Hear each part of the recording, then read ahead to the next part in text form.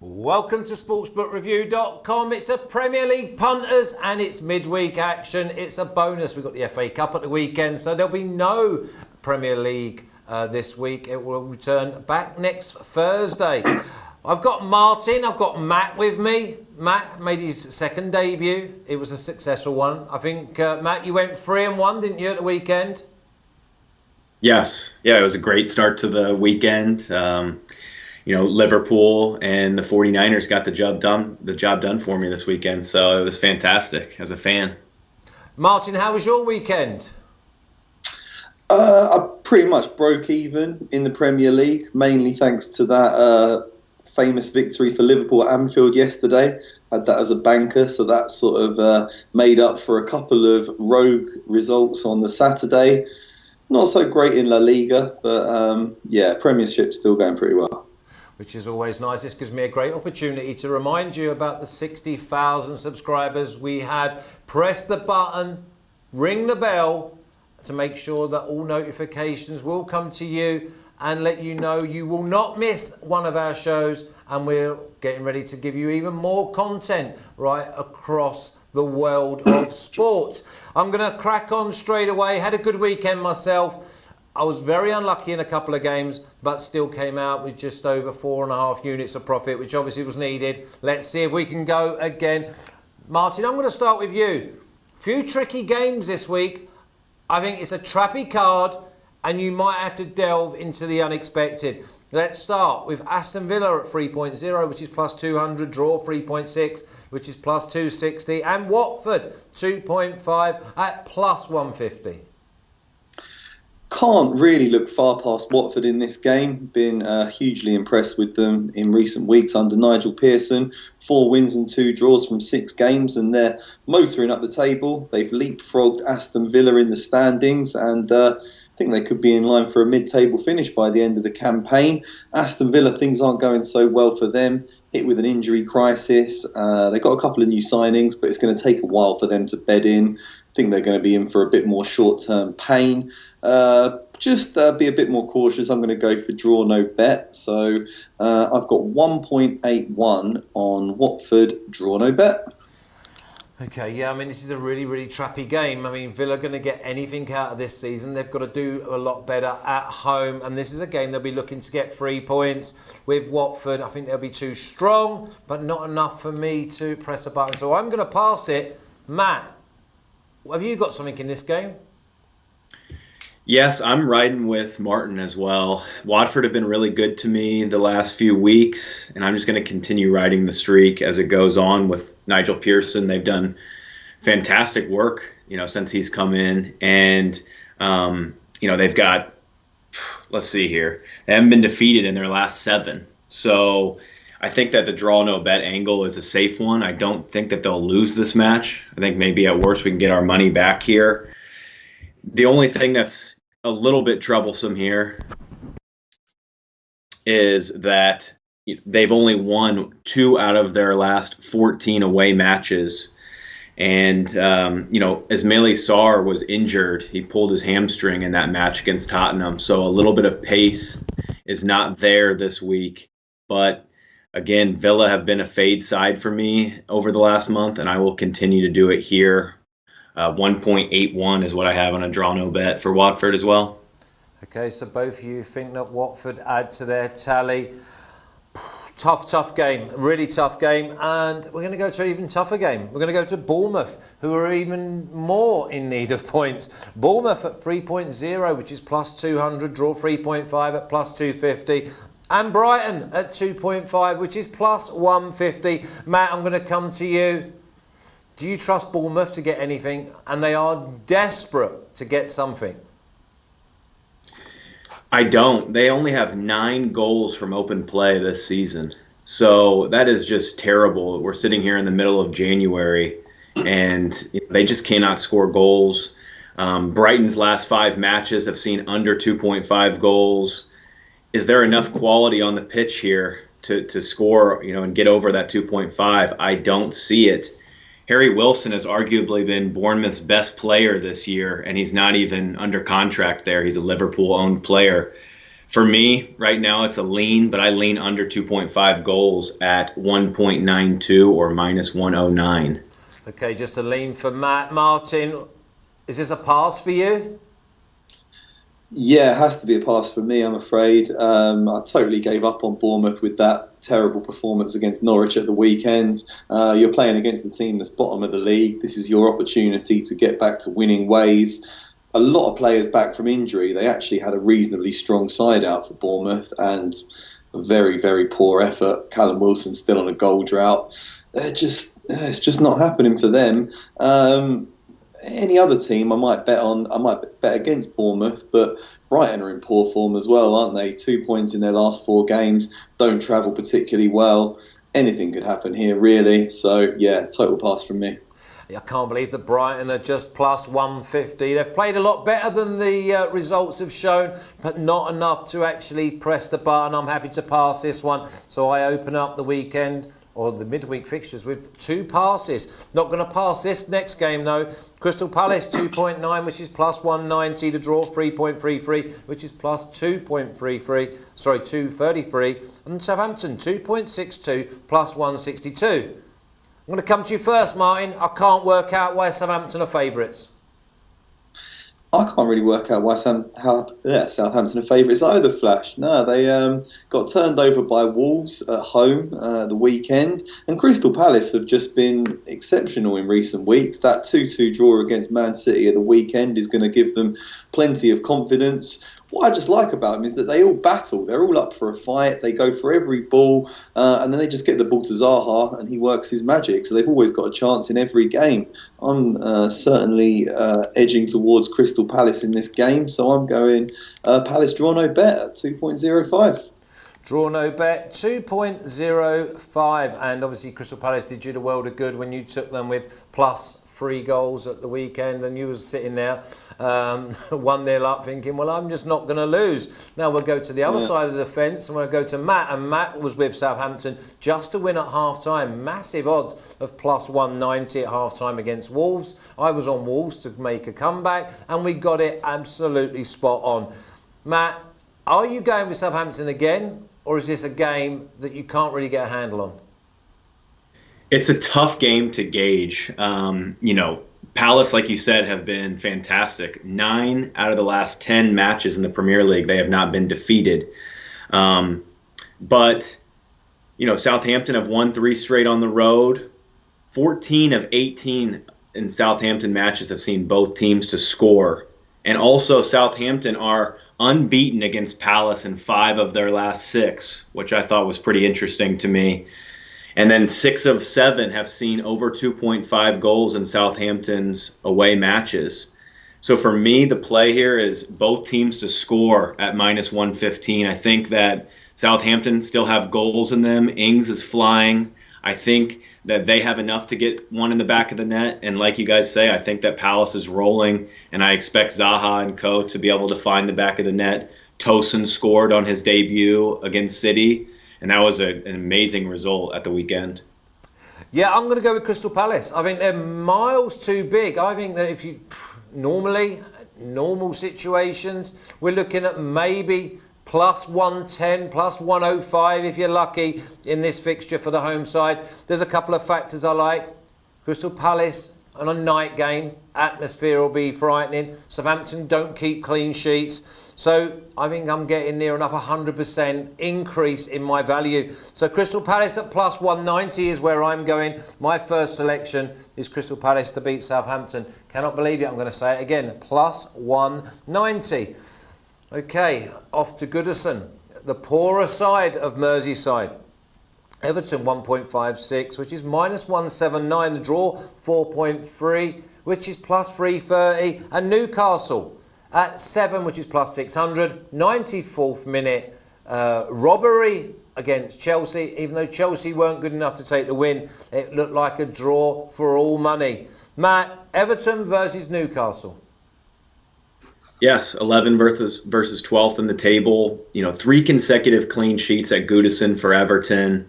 And, I just don't see enough goals really in either of these sides. I have been impressed, obviously, with Richarlison And Calvert-Lewin has been one of the surprises, I think, thus far this season. Everton should have enough here, but something about Steve Bruce and this Newcastle side, they've just been organized, and they've gotten some results that were unexpected here. I can't split the two, really. I don't want to lay that price with Everton. For me, just kind of rock with the trends here. Lean under 2.5 goals at -103. Yeah, another lean for Matt. Martin, if in a minute I'll give you a bit of homework. I like both teams to score no, but I'm not sure until I get the price off of you whether I'm going to like it enough to make it a selection. So have you got a selection in this game? Well, I don't actually know. Both teams to score no is 1.91 or -109, which I think looks like a pretty good set of odds, actually. I think Everton have bounced back pretty well from that terrible performance in the Cup against Liverpool. Their fans were really, really angry after that. And 4 points from their last two games is a pretty good result. They missed Richarlison at the weekend, I feel, because he is their best player, and he was very conspicuous by his absence. Still, a draw away at West Ham's a decent result. But then, Newcastle, 2 wins and a draw in their last 3 games.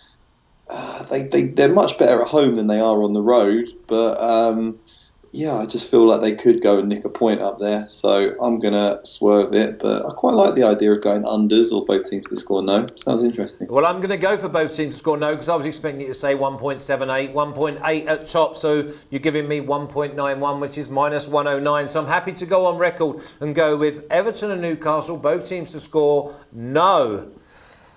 Sheffield United, 8.5, which is +750. Draw, 5.0, +400. Man City, 1.44, -227. Sheffield United coming off that late equaliser and 1-1 draw at the Emirates. Arsenal again, flattered to deceive, didn't do enough to win the game. Looked a little bit toothless, but Sheffield United showed all the character that they normally show, Martin. They did, yeah. It was a solid performance from Sheffield United. It shows just why they're flying high in the table, and it shows why Arsenal are having such a dreadful season. Did seem to miss Aubameyang up front, but there's no excuses really for Arsenal not beating Sheffield United at home. They just lacked cutting edge up front, and they conceded a soft goal, so they shot themselves in the foot.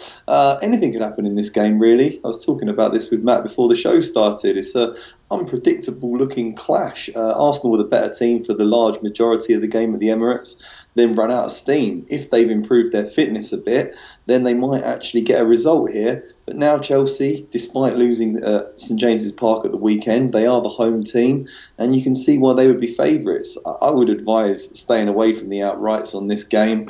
I'm going to stick with goals markets. I'm going to go for both teams to score and under 4.5 goals at odds of 2.18 or +118 in US odds. So did I confuse you there, that we were talking about Sheffield United versus Man City and you flick on to Chelsea versus Arsenal? Apologies, yeah. I heard Sheffield United and got a bit carried away. Okay.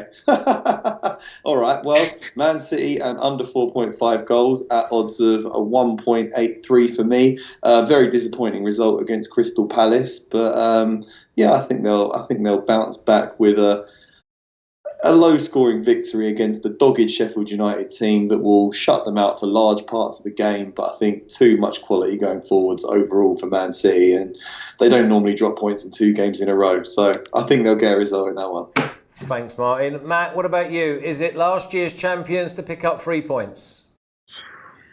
It's a tough one. I do think that they bounce back here after the draw against Palace. But there's just there's this one trend that keeps sticking out to me and has stuck out to me now for about a month. Both teams have scored in City's last 18 of 20, and we talked about it last week. When you give me a back four or a center back partnership of Otamendi or Fernandinho and Stones, it's not enough for me. This Sheffield team is so resilient under Wilder. They've been fantastic all year. They're very similar to Palace in the way that they play. I think they're just very organized, and they like to play on the counter attack. Nothing here for me to pull the trigger as an official bet, but I do like both teams to score at minus 122, and I like Martin's look as well as City and the under 4.5 goals. I think that those are both interesting plays. So that's just a lean again? It's just a lean again. I've got 2 plays and, 3 leans thus far. You lean anymore, you'll be falling over, my lad. We have you on here to give selections, not leans. Okay, well, I'm pulling the trigger. I'm going Man City win to 0. I think that the possession, they'll absolutely pass them to death. I think that Chris Wilder will try and get 10 men behind the ball, keep as solid as he can. Remember, they only went 1-0. They got beat 1-0 against Liverpool earlier on in the season at Bramall Lane. But I couldn't believe it. Man City to win to 0 is plus 150. I thought that was just unbelievable value, and I'm certainly wanting to be with that one. Now, I'm going to come to you, Matt, seeing as Martin's already given us his Chelsea-Arsenal review. Although I'm going to come back to you again, Martin, afterwards, just so that you can wrap up what your selection was. Chelsea, 1.81, which is minus 123. Draw at 4.0, which is plus 300, and Arsenal at 4.75, which is plus 375, Matt. This is a tough one. This really is. I think that Martin touched on it a bit. This is a really unpredictable match here. And we talked about it, before the show. It was smash and grab at the Emirates from Chelsea late on here. I think that Chelsea are the better side pretty much all the way across the park here. But Arsenal have been decent on the road. They're, unbeaten in 8 of 9 on the road, which was very surprising to me. Chelsea have kind of lacked that gusto in front of goal recently. I thought that maybe Tammy Abraham to score any time was worth a look. But again, it's going to be sad. I'm passing on this match. I think that the draw is really live here. There's been 11 draws in Arsenal's matches this season. They've been drawing and drawing consistently. So it's a pass. Yeah, I mean, I looked at the game and thought to myself exactly the same thing. Are they creating enough chances? But Chelsea are a different animal at home. And it's also a game where Arsenal, I think, can hit them on the counter. Both defences look a little bit dodge. But give us your selection again, please, Martin. I'm going to go for both teams to score and under 4.5 goals at odds of 2.18 or plus 118.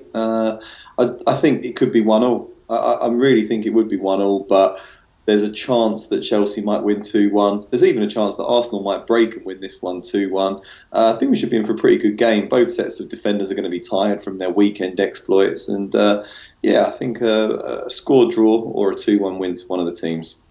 Well, look, that plays straight into my thought process, which is the Alex Classic. I think both teams to score and over 2.5 goals. Yeah, I can see 2-1. I mean, I was toying with the idea of just thinking, just go with a draw, plus 300. But there again, knowing my luck, one of them will get an 89th minute winner. And I've been so close for 89 minutes and then 3 minutes, I get nothing. So for me, I'm going for the Alex Classic. I think both teams have got goals in them. I just hope that they put their front foot forward. They don't sit back. They actually go for it.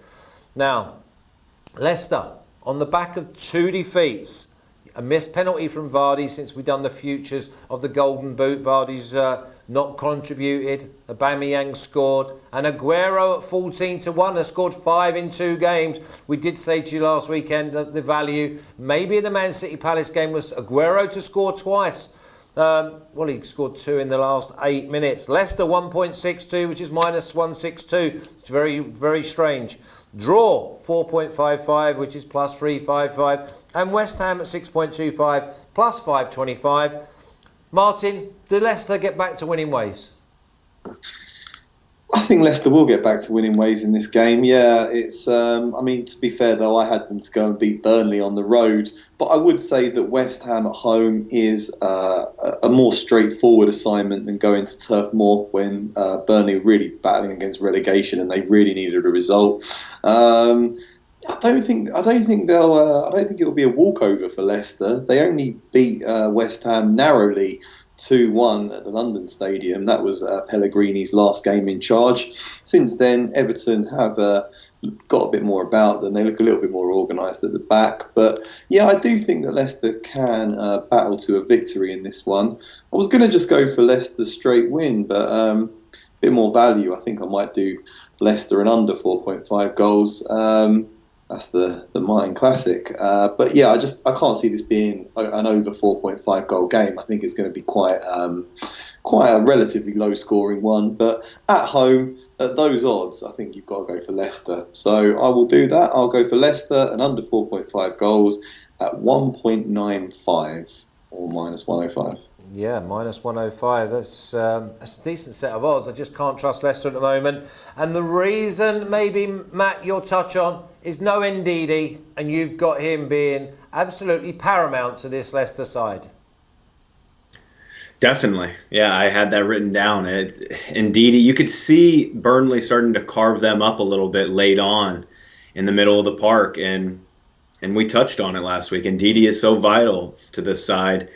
In this one, for me, I think that West Ham might be worth a look here at +1 at minus 105. I can also see both teams scoring, but the odds there are minus 135. Again, this is a really tricky match to call. Can David Moyes start to get this squad firing for West Ham? I love everything about their front three. Declan Rice is a fantastic midfielder. It's just, do they have enough at the back to keep it tight? And this is one of those. Leicester have been so good. They've been good to me as well all year, but now they're starting to find this little bit of form. Rodgers has got to get this side up and motivated again. It's another pass. This league is tough. Week in and week out, it gets harder as the season goes on. So I normally have not as many selections as usual. So I think that West Ham can keep this one close, though. Yeah, I mean, the Alex Classic was on the tip of my tongue, but I'm actually going to leave this game well alone because Leicester come in on the back of 2 defeats. West Ham, I don't want to be with them or against them. I think there's other plays. Now, Spurs at 1.45, minus 240. Draw at 5.0, which is plus 400. And Norwich at 8, plus 700. Now, Norwich are bottom of the league. They're going to be relegated. Spurs can't score, can't create, no Harry Kane. The players look jaded. So, Matt, are you going to put any faith in Jose Mourinho's men? Not this week. I considered maybe 2-team parlaying Tottenham with another favorite. But, it was a 2-2 thriller just a few weeks ago in this match. Tottenham struggling to score goals without Harry, like you said, and that's a real problem for me. They just don't have that player that can hold up the play. But Norwich have been abysmal on the road all season. Tottenham should be able to get the job done here, but I haven't been able to find any value in how to back them. So it's a pass for me.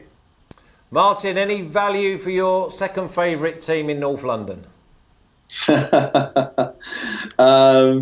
Yeah, there's it's going to get a bit embarrassing for Mourinho at Tottenham. They're on a terrible run of form. They're down to 8th in the table. He was supposed to come in and really galvanise this squad and take them into the top 4.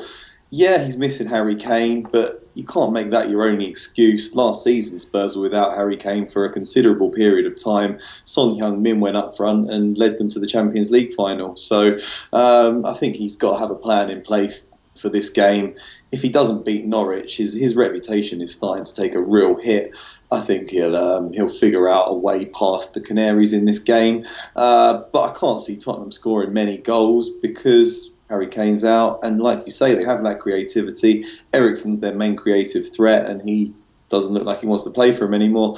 So, yeah, I reckon, at the risk of sounding like a broken record, Tottenham and under 4.5 goals at odds of 1.88.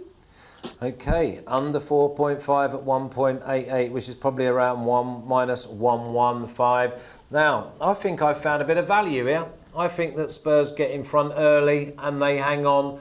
So I've gone with Spurs half-time, full-time at 2.3, which is plus 130. I think that they've got to come out the traps. They've got to put this team under pressure. They're going to get chances. It's just whether they take them or not. And I think normally Spurs are at 1.45 in this game. I'd expect them to normally be maybe 2-7, which is like 1.34. So I'm going with half-time, full-time. 2.3 plus 130. Create as many chances as you like. Have too much. Just take one of them chances and then you can go on. I mean, I think Man United scored 3 in the second half, admittedly, but just get that first goal before half-time, I think they win. So I'm going to take the 130. Interesting game this, next one. Man United at 1.42, which is minus 240. The draw 4.95, which is plus 395. Burnley, a massive 9 at plus 800. Martin, you watched Man United Liverpool yesterday, and although they were playing against the champions, at times they carved them open. And I think it was just a little bit of concentration and belief that didn't actually end up in goal-scoring opportunities. Yeah, Man United do often fare well against the big teams because they got so much pace on the break. They can always hurt you. They're always dangerous. That's why I went for Liverpool and under 4.5 goals, because I thought that it would make Liverpool's fullbacks less adventurous because they'd have to be a bit wary of getting caught out on the counter-attack. And yeah, I mean, they do put out some interesting results. It's just the total lack of consistency for Man United this season has really proved to be their undoing. And I think it makes it really difficult to bet on them. I'm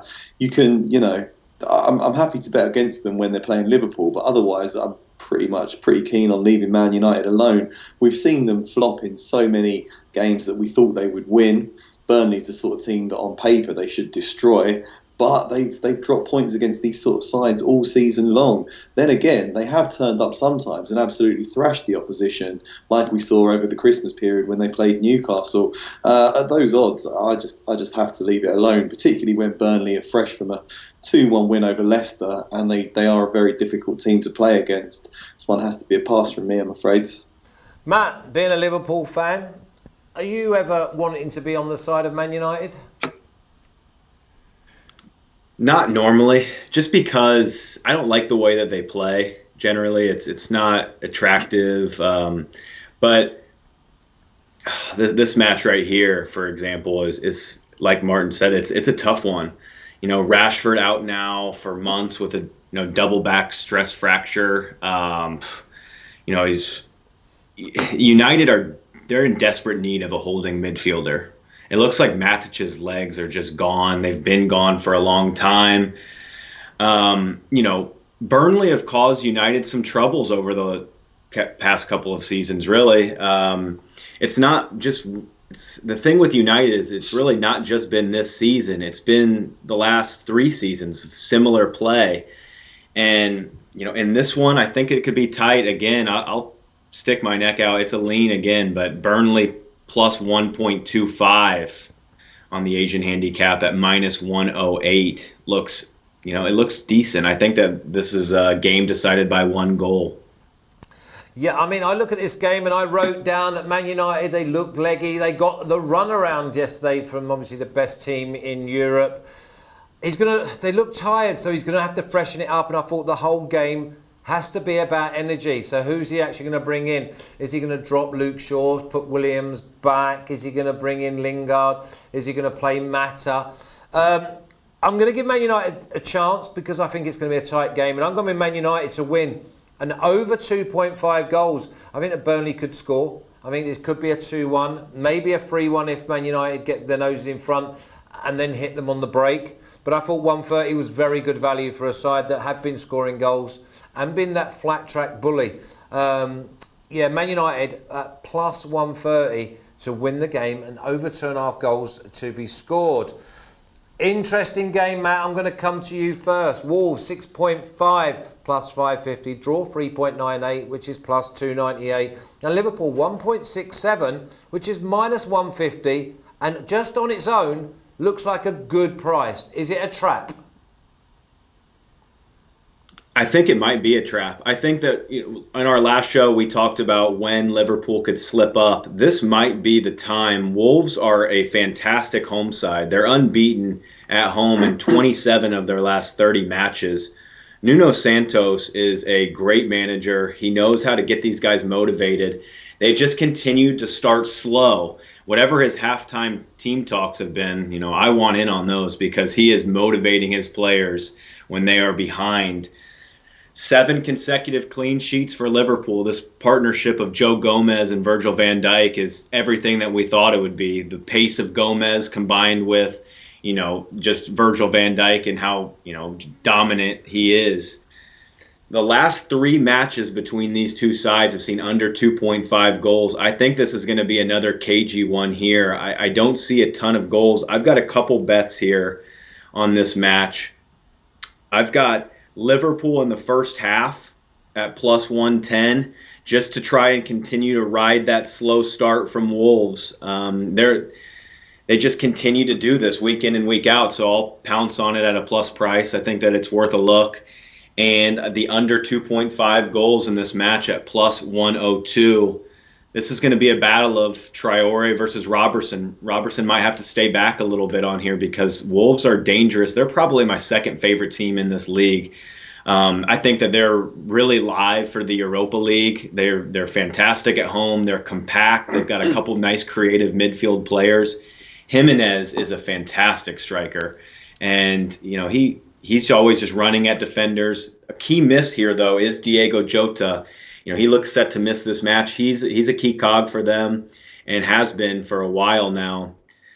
I'd like to think that Liverpool can be leading here at halftime with Wolves' continued struggles, but I think that this is a really tight match, and I just can't back Liverpool in 90 minutes here. I think that this could be a draw. Wolves are really tough. Okay, Wolves are really tough, Martin. Are they tough enough to get your vote? I can't stop betting on Liverpool now. It's getting ridiculous the way they're playing this season. 21 wins out of 22 games. Just they find a way past everyone. The mental strength in this team is phenomenal. They will rotate, I'm sure, for this game. They put in a lot of effort against Man United on Sunday, but they've got a bit of time to rest. The league is obviously their priority, so they're not going to be too bothered about making their players tired ahead of the FA Cup.